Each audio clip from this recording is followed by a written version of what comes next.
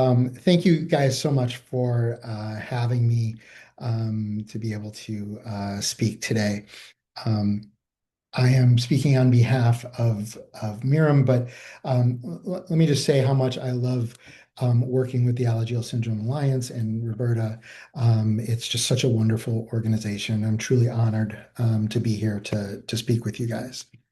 So today we're talking about Livmarli as a treatment option for Alagille syndrome. I'm me, but most importantly, we have Emma, who will speak after me about her experiences, which I think is just so important. I've heard her speak before, and she's absolutely wonderful. Again, this is Miriam content. I just have to make sure I tell you all these disclosures. So we'll talk a little bit about an overview of Alagille syndrome. We'll talk about understanding the itch in Alagille syndrome. We'll discuss the Livmarli clinical data in Alagille syndrome and then some practical information about Livmarli. So Alagille syndrome, again, this is going to be somewhat repetitive to Dr. Kamas.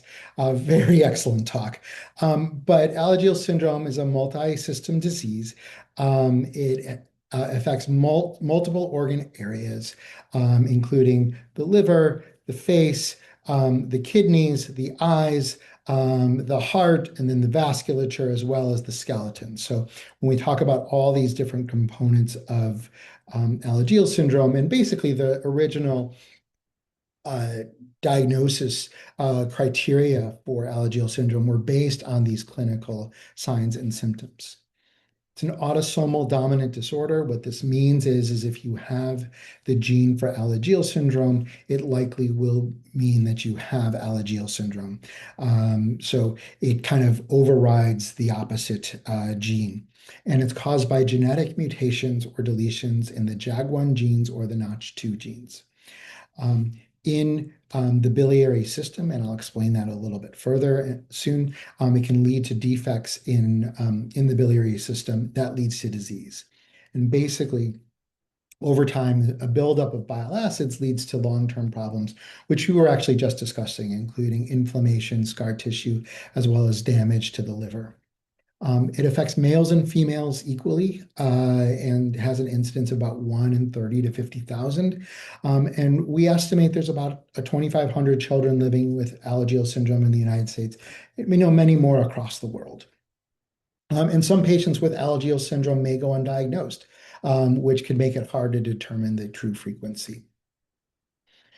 So how does Alagille syndrome affect the liver and cause pruritus? So this slide is designed to kind of discuss what we call the enterohepatic circulation of bile acids. But the analogy that I'd like to give you all is actually of going to a water park and taking a water slide. So if you imagine those of you who have gone to water parks, you see a water slide, and the kids will go up the water slide, and then they'll slide down the water slide, and that's kind of like sliding the bile acid sliding down through the liver and down into the intestine. And the kids will land in the pool at the bottom of the water slide. And what do 95% of the kids do in any water park? They go right back up to the top. And so if you can think about that, that's the enterohepatic circulation. That's what's going on in all of us.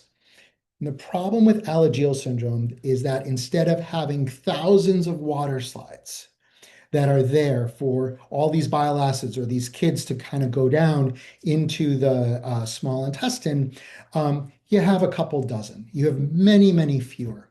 And as a result, the lines for those water slides are going to be very long.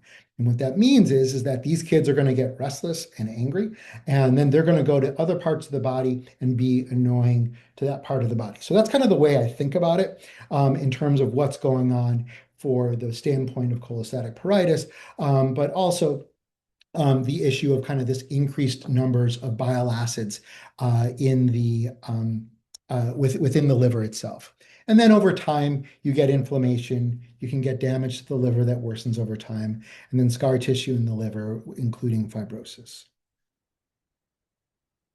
So I want to talk a little bit about cholestatic pruritus and the itch. And it's very different depending on who you're talking to and and the age of the child. So, little babies, infants who are itchy, they really can't tell you that they're itchy. They're not able to communicate. And so sometimes they just manifest it as irritability, fussiness, rubbing their eyes and ears. Children might have active scratching. It can sometimes manifest as restlessness, or they really can't fall asleep very well. Many of them like to rub their feet. Again, they can be irritable, they can be unable to focus. You can often see a lot of red marks and scarring on the skin.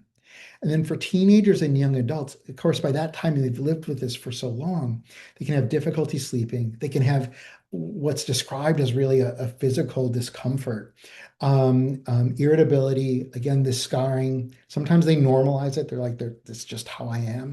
And then also kind of this rubbing of the feet. And what I will tell you is that it can be difficult to recognize it. And I am so much better, and this is full disclosure, I am so much better at asking people about the itch now than I was 10 years ago, or much earlier in my career. And that's because I really have learned an understanding of what constitutes it. So I knew all these things to ask. And it's not just saying, are you itchy? It really is more.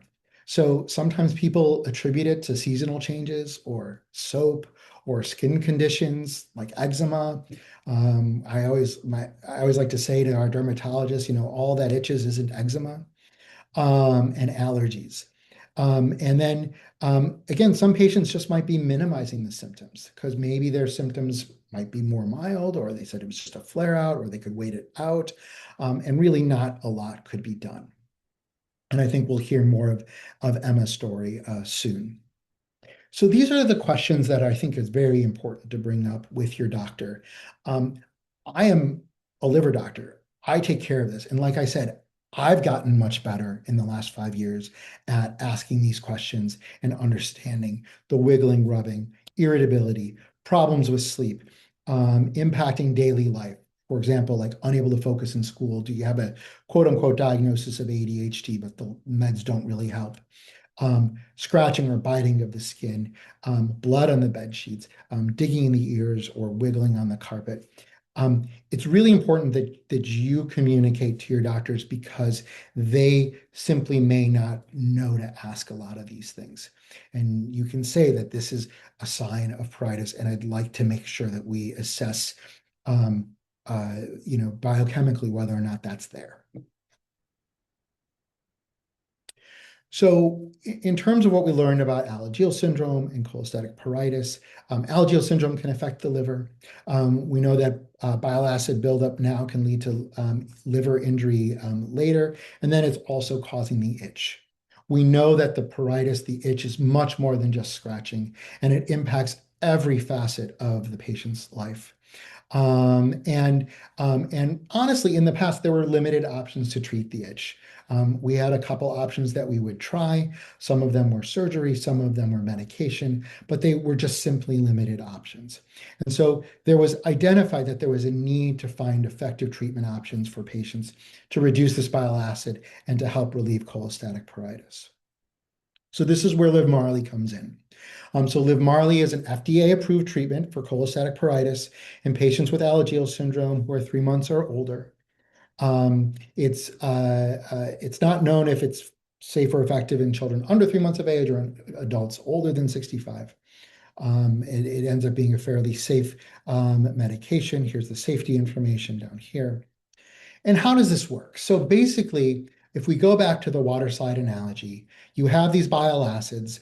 These bile acids are built up in the liver, and they're trying to get down these limited slides to get down to the intestine, where again, 95% of them go right back up. And in this situation, basically, Livmarli blocks the ability of these bile acids to get out of the intestine or to get, quote unquote, out of the pool. And as a result, those bile acids are excreted or removed from the water park. Basically, you poop them out. And then that removes these bile acids from the body. And as a result, the level of bile acids within the body is able to decrease significantly. And basically, what happens is as those bile acids decrease, we see an improvement in the pruritus symptoms. So how was Livmarli studied? It's, all of what I said sounds great, but we would really like to see the data. So ICONIC was the first trial that looked at Livmarli in patients with Alagille syndrome. And patients were treated with Livmarli to see if it helped reduce levels of pruritus and bile acids in the blood. So it was a 48-week, multi-center, double-blind, placebo-controlled study. So basically, it means that both the patients and the doctors were not aware of who received Livmarli and who received placebo. And patients who were involved included patients who were between 1 and 18 years of age. They had Alagille syndrome, they had moderate or worse cholestatic pruritus, and they had serum bile acids more than 3 times the upper limit of normal. Main finding is that all 31 patients received Livmarli for 18 weeks. And then at that point, half of them were switched to placebo. And it turns out that in those taking placebo, the symptoms of pruritus returned, showing that the Livmarli had been effective. And then withdrawal of Livmarli caused the pruritus to return. And the serum bile acids rose as well. And then at week 23, all the patients went back to taking Livmarli and their bile acid levels improved. Then patients also had an option of staying in a long-term study, and those were included in longer-term results, which we'll talk about in a moment. The itch was assessed using a scale called ItchRO, and basically what it is was an itching diary where you can state if you're itchy or extremely itchy or kind of how itchy you felt. And basically improvement in itch was considered an improvement in this ItchRO score by 1 point or more, which is thought to be clinically meaningful. And there was quite a lot of early improvements and then long-term impact. So 8 out of 10 patients had much less cholestatic pruritus during their first year of treatment. Itch relief was seen at the very first assessment, which was week 3. We saw reductions in serum bile acid levels by at least 20%, and a majority of patients, a significant majority of patients, had reductions in serum bile acids during the 48-week period of the study. And of patients who have been on this for up to 7 years, they notice a maintenance of this improvement. This keeps working the longer you're on it. And there's been over 1,500 patients over the last 7 years who've used Livmarli to treat cholestatic pruritus. So pretty good long-term data. Also looked at a study called MERGE. And MERGE was basically, they took patients with Alagille syndrome in several different studies, and they merged them together to look for their long-term data for Livmarli treatment. And this was 86 patients, and 23 patients completed a 7-year analysis.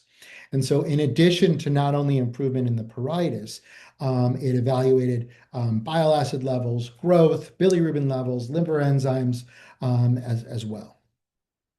So what they found is that, again, 83% of patients had significantly lower serum bile acid levels during the first year of treatment, and these improvements continued. Lower bilirubin levels were seen over the 7 years on patients who stayed on treatment, and really no significant changes in ALT or AST. I thought Dr. Kamath gave a very excellent answer regarding kind of following the AST and ALT a little bit earlier. It was very, very well said. Patients grew taller and gained weight within the first year of treatment, and they had significant improvement in growth. And I've certainly seen this in my own patients. It's worthwhile noting that patients still were at risk for fat-soluble vitamin deficiency, so those types of things needed to be followed and continue to need to be followed. Other analysis is actually looking at transplant-free survival. So transplant-free survival is simply measuring the proportion of patients who are alive and have not received a liver transplant. It's assessed based on the data of long-term studies of people with Alagille syndrome taking Livmarli. And patients, again, were included if they had moderate to severe itch, were shown to be benefiting from Livmarli and stayed on treatment for at least 48 weeks. And in patients who had a significant improvement in their itch, they were also more likely to experience transplant-free survival. And at 6 years after starting Livmarli, 93% of patients who had a reduction in their itch score were alive and did not need a transplant at 6 years. For those who did not, only about 50 who did not receive a reduction in their itch score, only 57% remained alive and did not have a transplant 6 years after starting Livmarli. So again, it's trying to understand the impact of these medications on the natural history of Alagille syndrome. It's worthwhile noting that unmanageable itch is certainly a common reason for liver transplant in many patients with Alagille syndrome. So talking about Livmarli dosing and side effects. It's the only IBAT inhibitor available as a tablet or a liquid.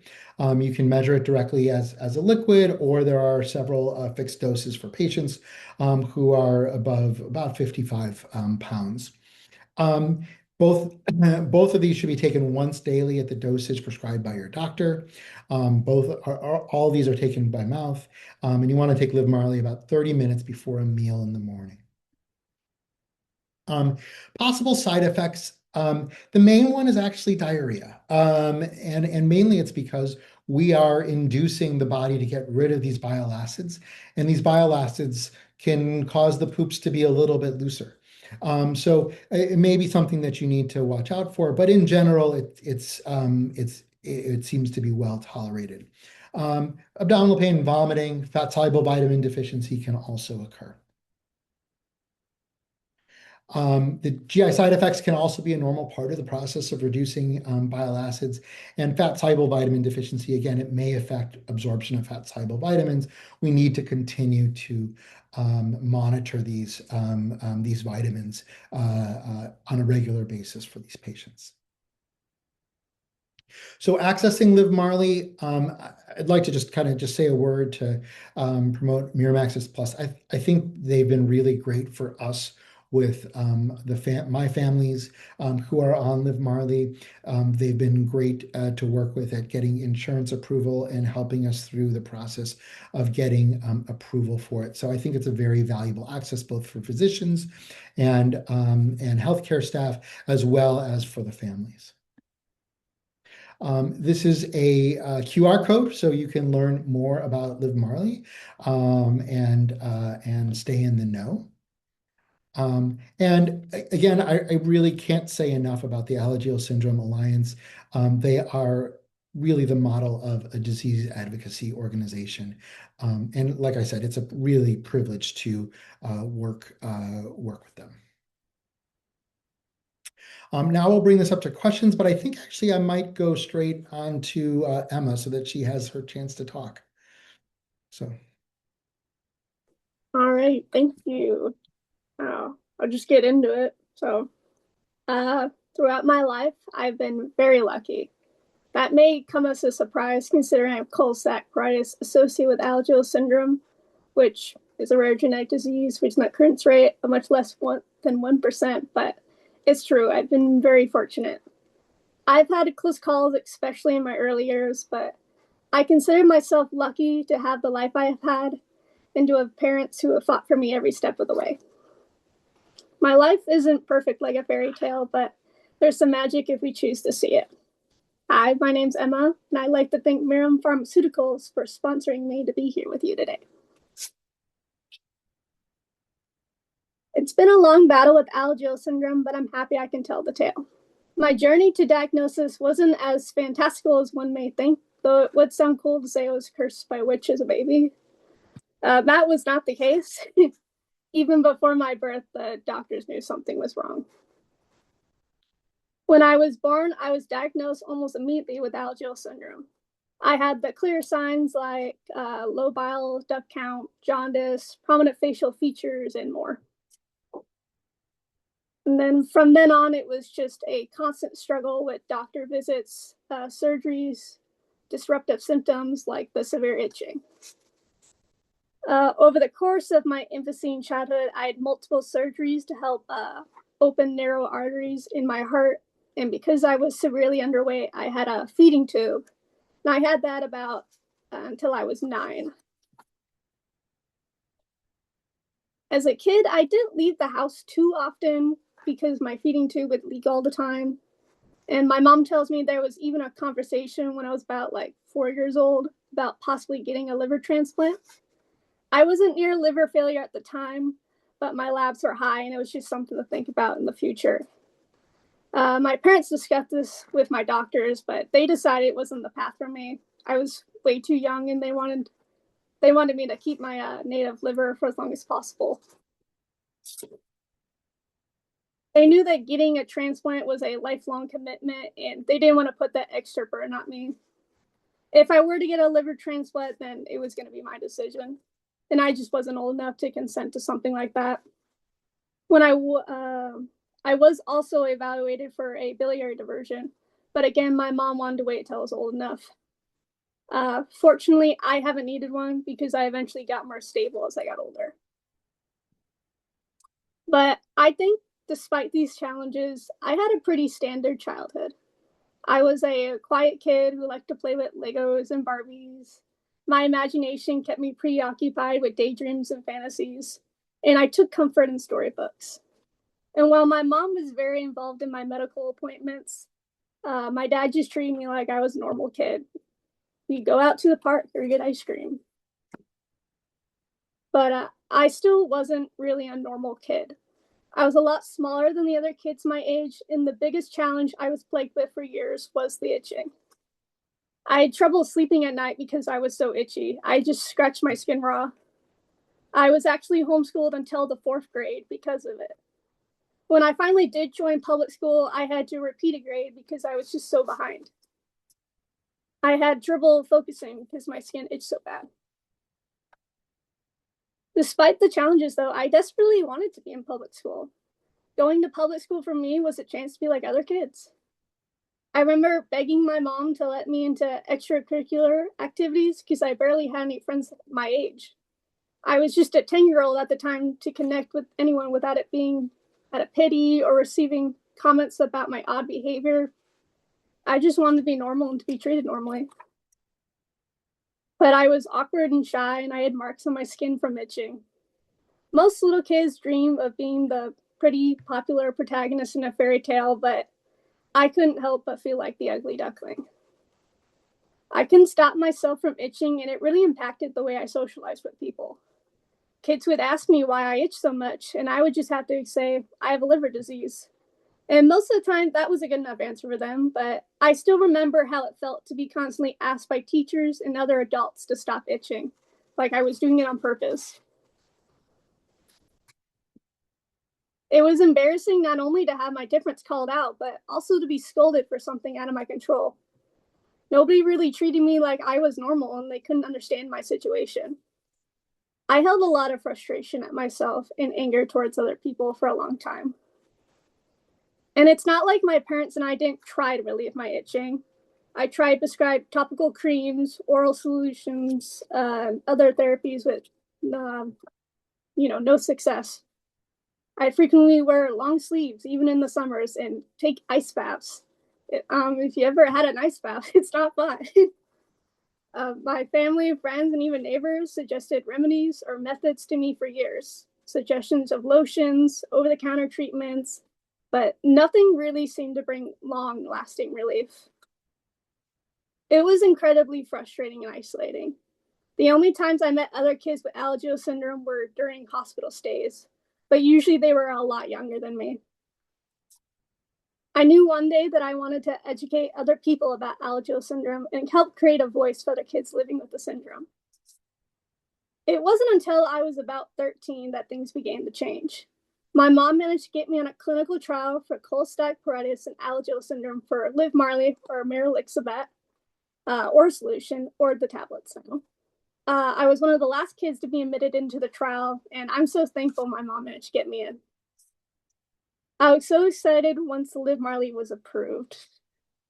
Livmarli is a prescription medicine used to treat cholestatic pruritus, or the itch, in patients 3 months of age and older with Alagille syndrome. It's not known if Livmarli is safe and effective in children with Alagilles who are under the 3 months of age. It is also not known if Livmarli is safe and effective in adults 65 years of age and older. I think my mom and I both cried that day because we both realized how it might impact the Alagille community for cholestatic pruritus. My doctor talked to me and my mom about the most common side effects of Livmarli, which include, diarrhea, abdominal pain, gastrointestinal bleeding. Livmarli can also cause liver injury and gastrointestinal problems and increase a patient's risk of fat-soluble vitamins or FSV deficiency. I haven't experienced any of that, but that's just my experience, and another patient might have a different experience. As soon as Livmarli was approved, my doctor felt comfortable starting me on treatment. My mom also got in touch with Mirum Access Plus, also known as the MAP program, for assistance with insurance. Most patients report seeing improvements as early as 3 weeks on Livmarli. For me, it was about a week or two on the medicine, and I felt decreased itching. And let me tell you, it was really weird. But, in a great way. I can't remember a time in my life where I wasn't itching. I wasn't scratching subconsciously every waking moment, and I could just get things done in the day because I wasn't being held back by the itching. I could function without worrying if I'd had enough time before school to itch or if people were staring at me. My skin even started to heal because I itched less at night.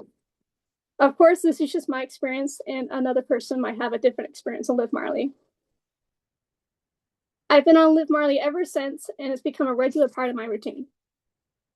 In 2025, so last year, I switched from the oral solution to the tablet. I take one tablet every night right when I wake up about 30 minutes before a meal. As my itching decreased, I also noticed that my self-confidence began to improve. I could wear short sleeves when the weather was hot. I joined the choir, photography club, and I began to make friends, actual friends, because I wasn't worried about itching as much. For the first time in my life, I began to feel like the storybook heroine slaying the beast, the princess rescued from her tower.